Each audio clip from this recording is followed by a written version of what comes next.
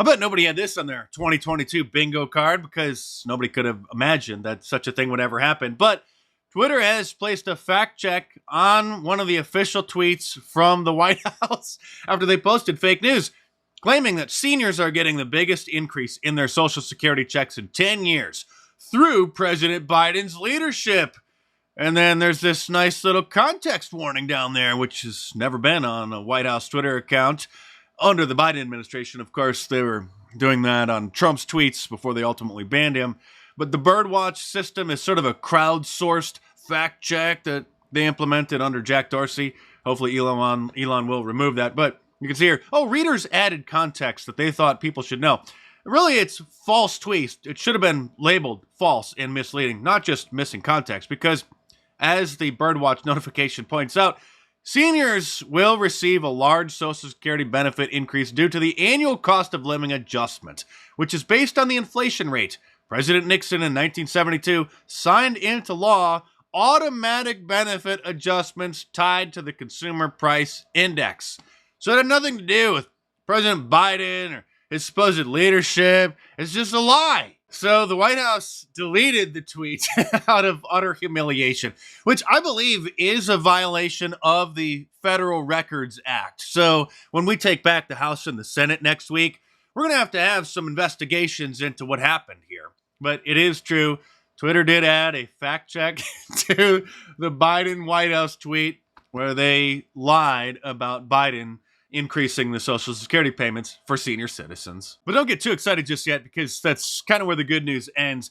Twitter has also reactivated their election integrity policy and are censoring tweets and labeling tweets with tags that they're false or misleading, like this one from radio host Jesse Kelly, which not only got a tag that it's misleading, but they also shut off the comments and the retweets and hide the like count and delete all of the previous comments before it got tagged in order to further suppress it. But here's where things start to get really sad. Elon tweeted that he's talking with civil society leaders about how Twitter will continue to combat hate and harassment and enforce its election integrity policies. And then tagged a whole bunch of different people in here. The first person that he tagged that he's consulting with about how to moderate Twitter is Jonathan Greenblatt, the president of the ADL, who says that talking about open borders being a problem is a secret code word that you're a Nazi.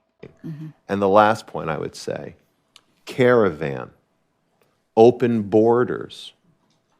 These are literally white supremacist phrases that have worked their way through the system and somehow landed in the talking points coming out of the West Wing.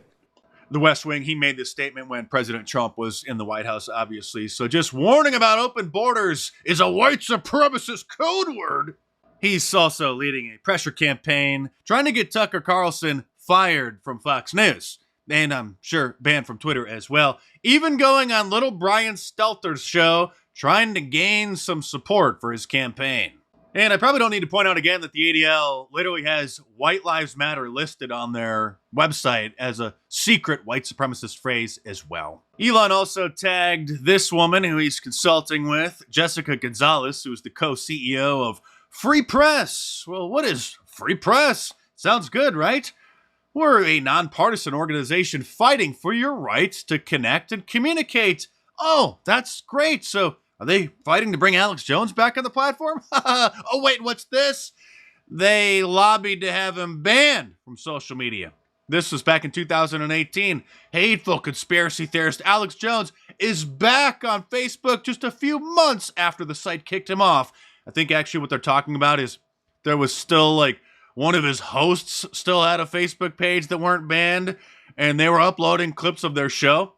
Urge Facebook to ban him permanently. And then they linked to a pressure campaign. You couldn't make this up if you tried. It sounds like a parody, I know, but it's not.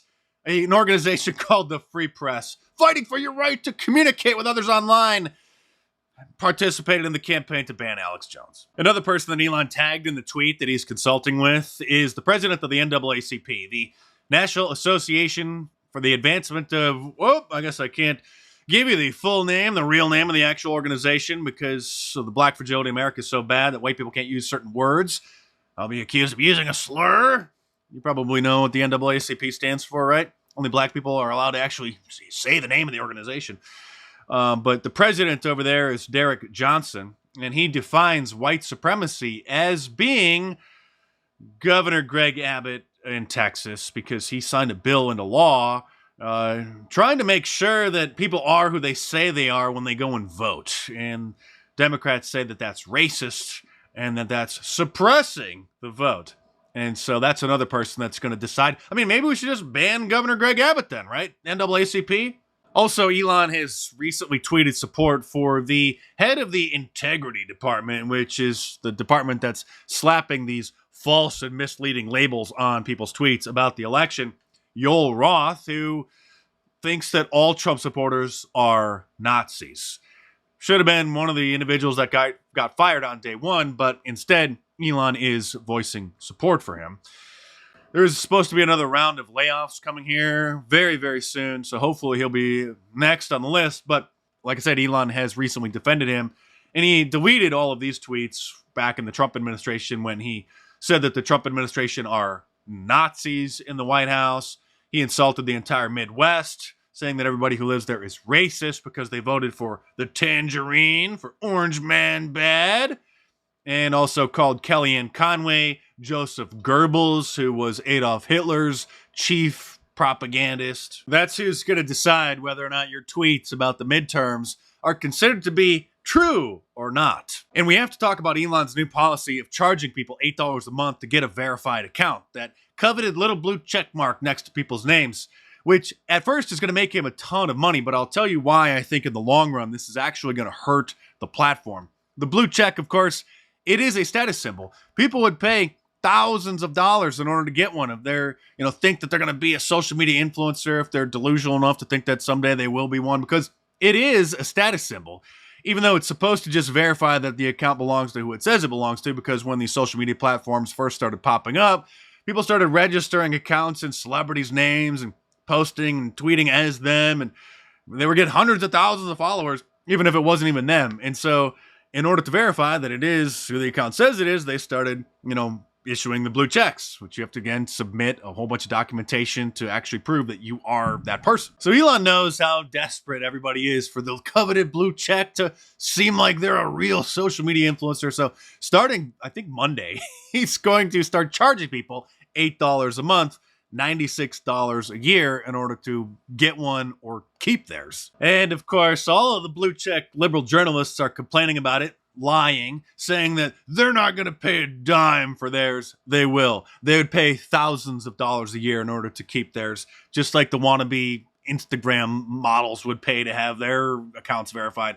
Here's Jennifer Rubin, the fake conservative over at the Washington Post, Operation Mockingbird asset. Let me put it this way. I will leave Twitter rather than pay Musk a single dime for anything. No, you won't. Here's Dan Rather. I've lived most of my life without a blue check mark. Pretty sure I could go back to that and be just fine. But I'll let you in on a little secret that us blue check verified Twitter accounts have, and why I think that Elon doing this is actually going to backfire, and it's going to cause the overall user experience of Twitter to rapidly decline. Because if you're a verified user, you can filter your notifications or your mentions to show only other verified accounts. So this isn't just about having a little blue check next to your name as the status symbol, like I said.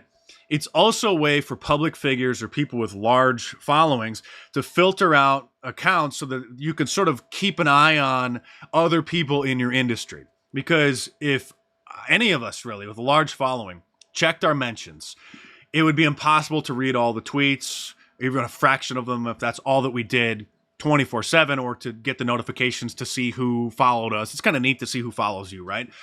And so we can filter those out to see only other verified users. So here's mine. You can see that there's Ron Coleman, that's Carpe Donktum's lawyer, Richard Grinnell. I'm in a thread with him. He was in the Trump administration.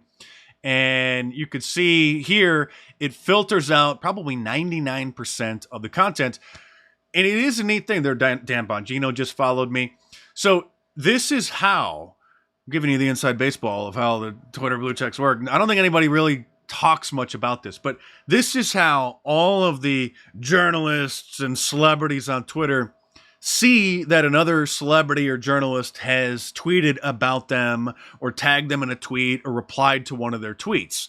And then they go and then they can engage in the conversation. So if Elon, which is what he's going to do, is just going to let everybody into this little exclusive club that we're all in, then nobody on Twitter that's verified is going to be able to keep up with the notifications to see who else in our industry, the other prominent celebrities and journalists, are engaged in conversations. And that's why all of these blue check journalists love Twitter so much, because it's sort of like a little online party for all of them.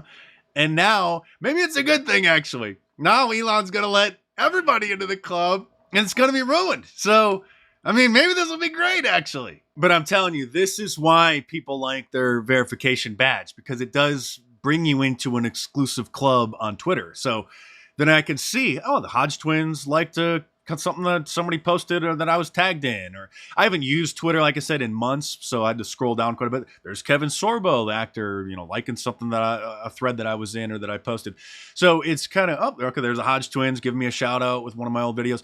So it is a very neat feature. And this is how all of us, social media personalities kind of, keep in touch and keep a part of the conversation online. So Elon inadvertently is going to ruin that, which, it's going to suck on one level. But like I said, maybe it's for the best. And I can't emphasize this enough. One of the most difficult decisions that Elon is going to have to make fairly soon, within the next, 2 months at the latest, by early next year, is which accounts is he going to allow to be restored, and who is he going to allow back on the platform, and who is he not going to allow. Now, I've used the Proud Boys as an example in the past. Of course, they've been smeared by the media as an alt-right white supremacist group and the January 6th Commission, even though at the time of the mostly peaceful protest at the Capitol that day, they were headed up by a person of color, Enrique Tarrio. And, anybody from any race, any religion could join the group.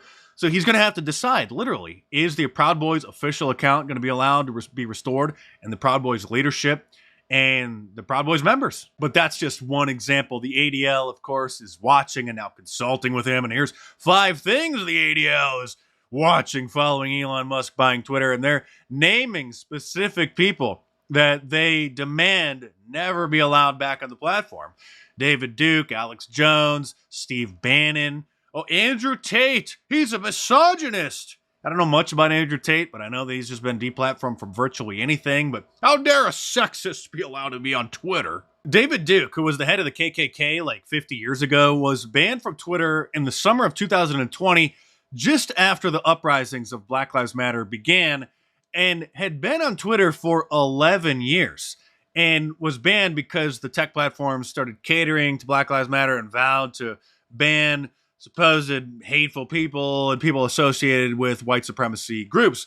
It's obvious that the Democrats and the liberal media are going to lose their mind if Elon reinstates Donald Trump's account or Alex Jones' account or Steve Bannon's account, but it's going to be a whole new ballgame. And I don't think that he will if he reinstates someone like David Duke's account. And even if Elon is able to supplement Twitter's revenue and move away from an advertiser model to a subscription service through selling the blue checks and rolling out a bunch of other paid features, he still is going to have to bow down to the establishment regarding censoring certain topics, certain words, certain people, certain groups, or the app stores are going to ban Twitter, just like they did to Gab, just like they did to Parler. And for the people who say that Twitter doesn't matter and that it's a garbage platform, to some extent, you're right, it is a garbage platform. It's a double-edged sword. It has some benefits, but it unfortunately does matter because Twitter drives the news cycle. And it has a lot to do with the trending list. Whatever trends becomes a mainstream news story.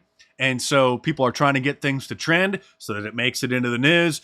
Even if Twitter stops manipulating the trending list, which hopefully they will under Elon's watch, and stops adding topics and suppressing topics, it still is going to be this information war battleground of people trying to get things to trend so that they become newsworthy. So even if you're not using Twitter, unfortunately, it still is a central piece in the culture war. If you enjoy watching my videos, click one of the thumbnails on the screen to check out some of my classic Man on the Street episodes that you may have missed, or my petitions for crazy things or some of my other videos. And stay tuned, because I will see you soon.